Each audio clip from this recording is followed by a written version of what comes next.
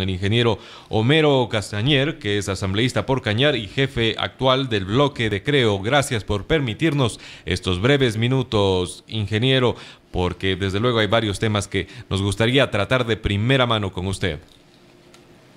Muy buenos días, un gusto estar con ustedes, un saludo a todos los hermanos de la provincia de la Suay, de Cuenca, y sé que en Cañar también nos escuchan, a mis coterráneos un gran saludo y un abrazo a la distancia. Conocemos que hoy precisamente 31 de mayo se estaría presentando la solicitud de juicio político en contra de la canciller María Fernanda Espinosa, razón por la cual nosotros deseamos consultarle a usted como jefe del bloque de Creo, ¿cuál sería el fundamento principal para la presentación de esta solicitud?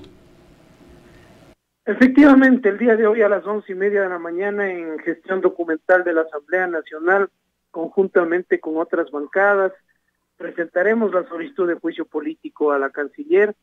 Esto ha sido una iniciativa de la bancada del Movimiento Creo y basa en 4 puntos principales. Primero, el tema de haber abandonado a nuestros migrantes a nivel del mundo y en especial de Venezuela. Ustedes no tienen idea la crisis que están viviendo los miles de ecuatorianos que viven en Venezuela. Les recuerdo a los radioescuchas que Venezuela era un paraíso dentro de Latinoamérica hace aproximadamente 25 años atrás. Muchos ecuatorianos salieron, y es más, es la colonia más grande de ecuatorianos en Latinoamérica.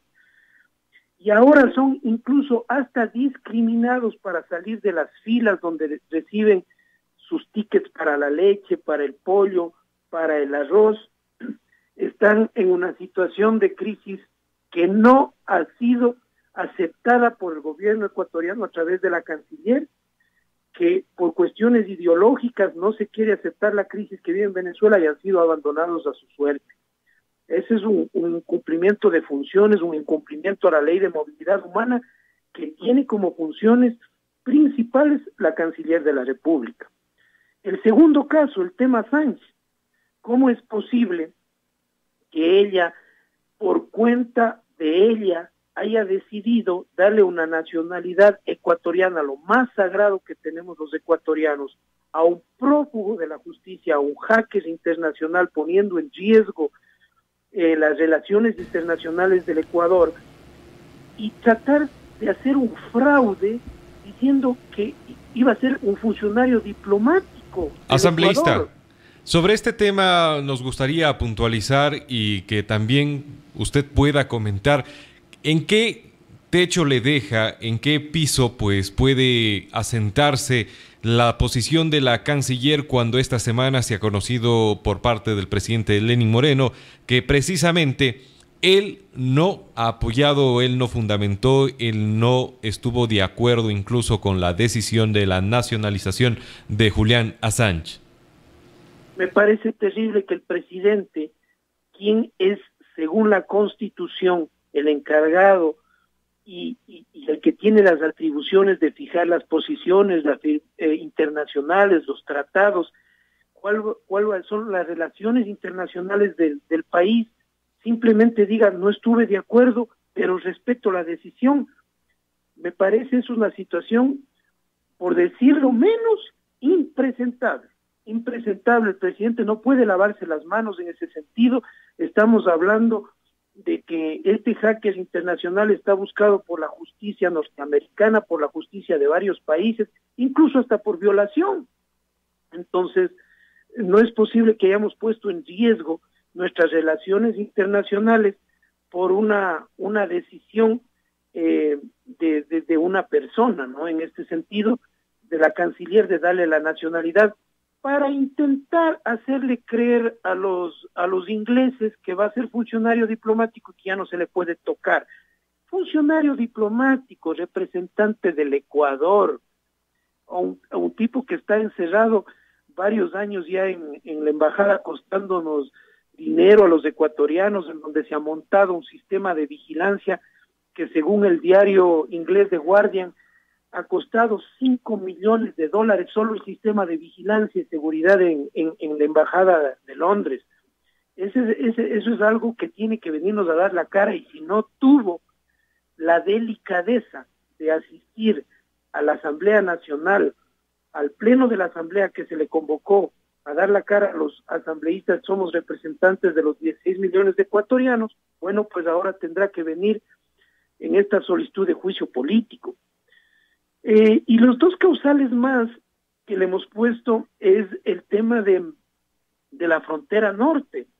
¿Cómo es posible? Hay esa famosa foto de un puente que llega a la selva sur del país colombiano, del país vecino de Colombia, que no haya tenido ella la presión, digamos, la ejecutoria de ir a presionar que Colombia cumpla los acuerdos bilaterales, y en estos meses se haya decidido, en un tremendo problema que estamos metidos con la frontera norte, a viajar por el mundo en el avión presidencial para su candidatura, para promocionar su candidatura a la ONU, que le comento, esa candidatura, si es que en caso se da de ganar, la vamos a pagar el pueblo ecuatoriano, es una candidatura ad honorem, es decir, no es que se le paga a ella por hacer esa función, el pueblo ecuatoriano tiene que pagarle vivienda, tiene que pagarle su sueldo allá, tiene que pagarle su seguridad, su transporte. Entonces, realmente nos parece que allí ha habido un abandono total. Dentro de las pruebas que hemos solicitado, hemos pedido que comparezcan los familiares de los hermanos ecuatorianos fallecidos, que comparezcan los miembros del Consejo de Seguridad y digan y nos cuenten qué realmente pasó en el tema de la incompetencia de la Cancillería para manejar este problema de la frontera norte. Asambleísta, aprovechando que usted ha tocado el tema precisamente de la candidatura a presidir la Organización de las Naciones Unidas por parte de la canciller actual María Fernanda Espinosa, el ex vicecanciller Marcelo Fernández de Córdoba ha opinado que, pues precisamente basándose en el artículo 35 del reglamento de la Asamblea General de la ONU, que este puesto no es más que un moderador, en otras palabras, y que esto obedecería a vanidad personal y no representa ni debería llenar de orgullo al Estado ecuatoriano. ¿Cuál sería la posición respecto de este tema por parte del bloque Creo, cuando ustedes también estarían impulsando precisamente la censura a la canciller? Mire, efectivamente, no es el puesto que ocupa Ban Ki-moon, que Javier Pérez de Cuéllar, no es el puesto de ser la persona que está al frente de la ONU, es simplemente, como quien dice, el que modera las sesiones de la ONU, y esa persona, como le digo, lo más grave es que no tiene un presupuesto de la ONU para estar allá, eso tiene que pagarle el pueblo ecuatoriano. Y quiero recordarle algo: la canciller y el Estado ecuatoriano firmó un compromiso con Honduras para apoyar a la canciller hondureña.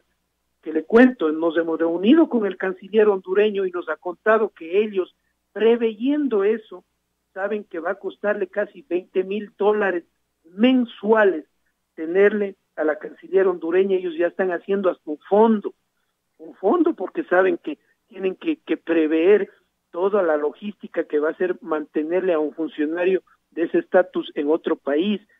Y esa es la cuarta causal: no se respetó un acuerdo con otro país, es decir, se comprometió con Honduras en apoyarle a la canciller hondureña, y al final del día, por vanidades personales, ese acuerdo que está firmado simplemente se bota al tacho de la basura y dice, no, ahora quiero ir yo. Esas son situaciones que no podemos nosotros permitir.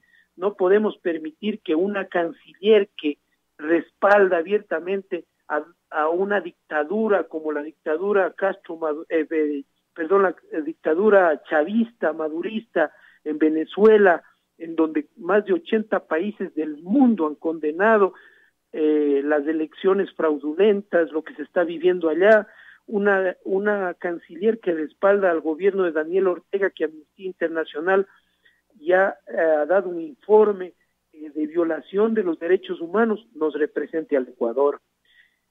También hay dentro de eso unas pruebas, le comento, por ejemplo, hay una madre ecuatoriana en Eslovaquia que buscó el patrocinio de la Cancillería, que no le están dando la asistencia para traerle a su hija. Existen pruebas que se han ido adjuntando, pruebas, no digamos pequeñas, porque no podemos hablar de pequeño el drama que viven ciertos hermanos ecuatorianos, pero hay un sinnúmero de pruebas que se han ido adjuntando de diferentes bancadas. Por ejemplo, esta última prueba de esta madre en Eslovaquia nos dio la asambleísta Viviana Bonilla.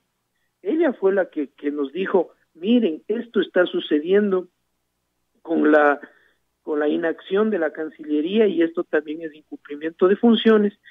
Y le digo, esperamos que este juicio político sea una realidad y que aún que ella gane, que se vaya de aquí del país, que acceda a presidir la Asamblea de la ONU, ella no podrá darle espalda a la Asamblea Nacional porque la Constitución, incluso después de haber renunciado, un año es sujeto de control político de la Asamblea Nacional. Asambleísta, no queríamos cerrar esta entrevista sin tener la oportunidad de consultarle sobre la denuncia que hoy precisamente también el bloque de Creo estaría llegando a la Fiscalía. Esto por pedido a que se investigue la construcción de la hidroeléctrica del Zitanizagua. Pues queremos saber si finalmente en esta denuncia se ha decidido involucrar o poner como principal sospechoso al exministro de Energía y presidente del directorio de SELEC, actual asambleísta por el Azuay, Esteban Albornoz. Mire, los dos asambleístas de las provincias del sur del país, de Zamora, Absalón Campoverde del movimiento Creo y Janine Cruz de la ciudad de la provincia de Loja, el día de hoy a las 9 de la mañana en la Fiscalía presentarán esta denuncia. Realmente se está hablando de un sobreprecio muy grande, se está hablando de problemas en la construcción y eso tiene que ser investigado. Hay situaciones que ya puertas adentro de la Asamblea ya no lo podemos nosotros controlar, ya no son sujetas de pedir una comparecencia o de actuar puertas adentro, pero puertas afuera sí lo podemos hacer, como ciudadanos, como asambleístas, podemos presentar estas denuncias y esperemos que la Fiscalía actúe con celeridad. No es posible que estemos acostumbrados a escándalos semanales de corrupción, nosotros no pararemos en ese sentido. No se asusten este tema de fiscalización tan intenso que ha sido porque realmente ellos lo han dicho públicamente que les prohibían fiscalizar, que fiscalizar era una traición. Entonces no se asusten de haber tenido en menos de un año 5 juicios políticos, de los cuales 3 han sido bloqueados. O sea, a la final nosotros hemos presentado 8 iniciativas de juicio político y esto es parte de la labor fiscalizadora, ¿no? Pero seguimos trabajando, estamos centrados, le comento que con Esteban Albornoz soy miembro yo también de la Comisión de Desarrollo Económico de la Asamblea Nacional, una de las comisiones a la que yo pertenezco. Nos toca una labor compleja, difícil, con esta ley económica urgente.